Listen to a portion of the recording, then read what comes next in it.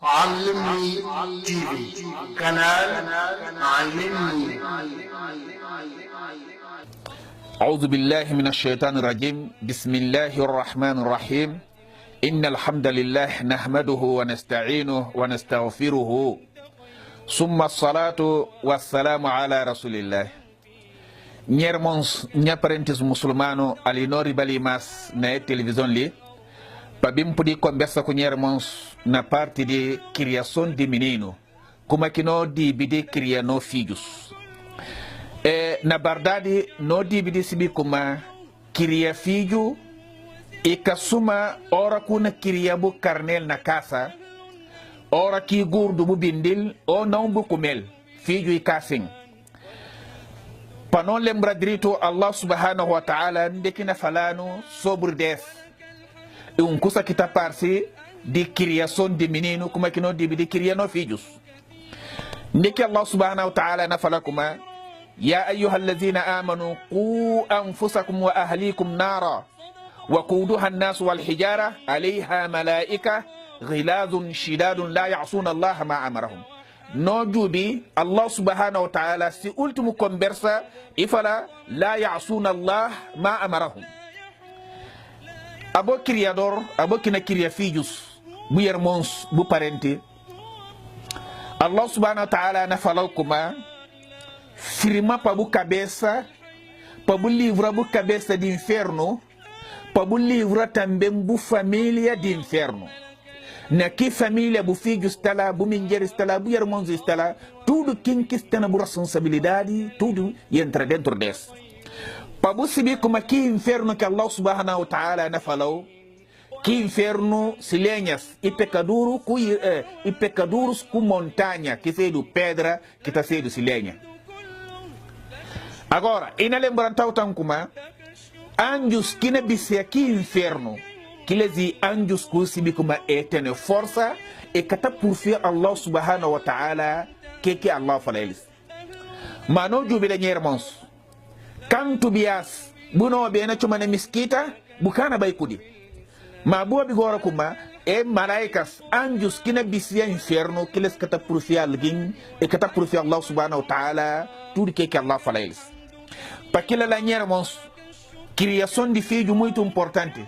Se você me para juro gente chuli bu filho dedo ou mau dedo tem que criar bu filho.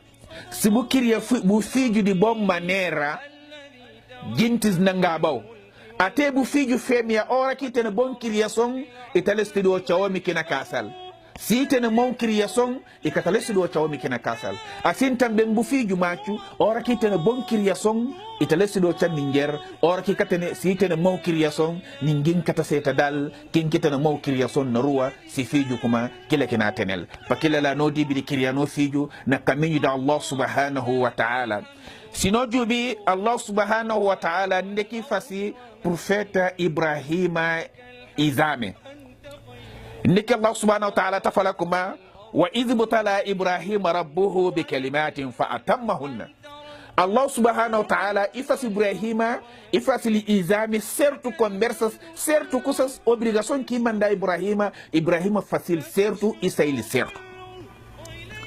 E depois Allah subhanahu wa ta'ala falar como na fasu adianteiro na chonli. Mano jubile. E depois que Allah subhanahu wa ta'ala fala Ibrahim assim, que Ibrahim fala dele, e fala wa min zurriyati, e fala junto também com filhos. Mas que Allah subhanahu wa ta'ala e responde Ibrahim, e fala la yanalu ahadi al-zalimin. Tudo alguém que cedo, buliduro, alguém que cedo, e que tá pega atrás de Allah subhanahu wa ta'ala, e nega seguir o caminho abo Ibrahim alayhi salatu wassalam, e porque que na cana ocha, que Ibrahim ocha, que abo Ibrahim ocha, bu filhos cana ocha aquilo. Mas ora que seguiu de boa maneira, e não ocha que bocha. Para que ela irmãos, ora que o cedo, alguém garante, não terra, ou não tabanca, gente reconheceu, gente respeitou, faz dito bu queria bu filho na caminho de Allah subhanahu wa ta'ala, bulentil Quran, para Allah subhanahu wa ta'ala, que lugar que você tem, e podia nessa que lugar. Mas quando gente saus dia, e me se passe filho ser de imam, e nega lente se filho que é que se si abo bu filho kale ki ko bule kuma kina bin subi siti bu lugar imbo car difícil porque la nyermos sino bay jubi tambe outros conhecedores ou outros jintis garandi que cedo Luqman ndeki Luqman ina fala si filho ina consiga si filho até no outro versículo jinti fala como Luqman consiga si filho toque si filho kai imur ma panobi riba profeta Muhammad sallallahu wa sallam alayhi kay fala ifala murru awladukum bis salati wa hum abna'i sab'a sinin bo obriga bo filhos bo fala bo filhos pe baita raça ora que tem já 6 a 7 anos se nega raça bo toma mantam palebi po bo suta bo suria bo filhos kel se beija e chiga já 10 anos e nega raça bo toma mantam pasinho po bo suria bo filhos que nega sigue Allah subhanahu wa ta'ala que nega raça ora que chiga aqui 10 anos também machos com fêmea para você para eles. Para machos bata dormir para ali, fêmeas também bata dormir para ali. Para você para eles cau de dormir. E como andar monsino vai jubi, criação de filho é muito importante na tudo parte. Papia no profeta Muhammad sallallahu alaihi wasallam, e tem bias que fala seguintes. Ora que pecador morre, se tudo trabalho tá corta, se cap triste trabalho.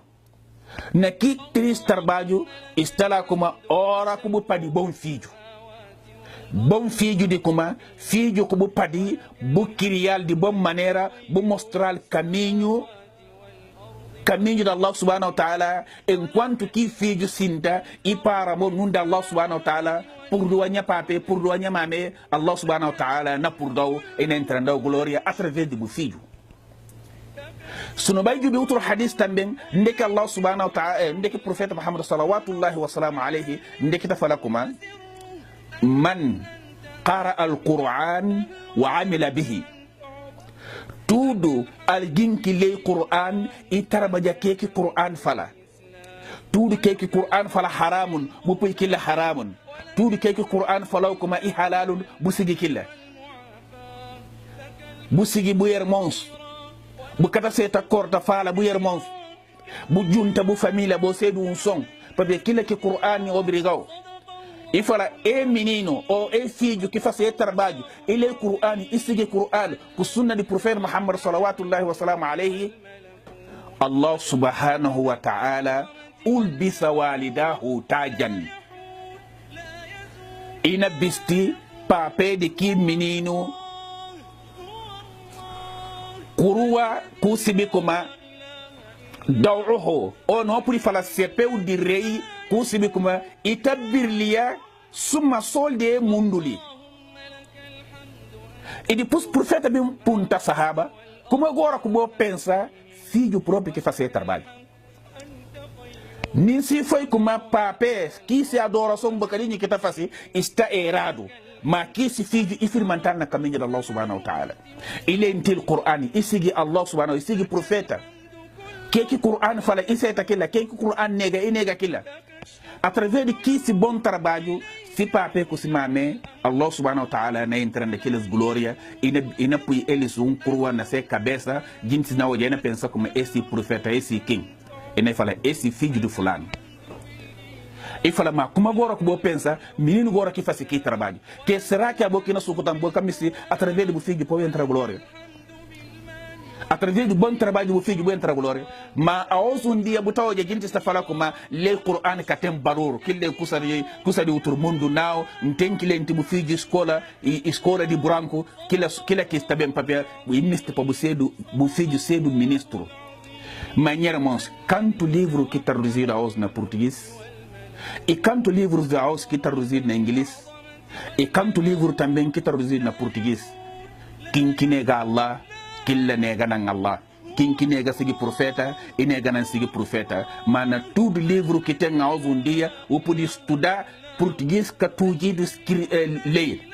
Eu pude estudar, eu pego caminho da Allah subhanahu wa ta'ala para ver livros que traduzidos na português, eu não percebi direito problemático que ele é árabe. Para que ele era irmãos. Que nome este fala vos? Bom criação, ita bali filho, ita bali pape, ne mundo lhe tem outro mundo. Para que ele lá irmãos, stak bos teli ne kawle som populi lembranta bos pa konsija nya kabesa konsija bos pa no kiriano fiji na kaminyo da Allah subhanahu wa ta'ala. Assalamu alaikum wa rahmatullahi ta'ala wa barakatuh.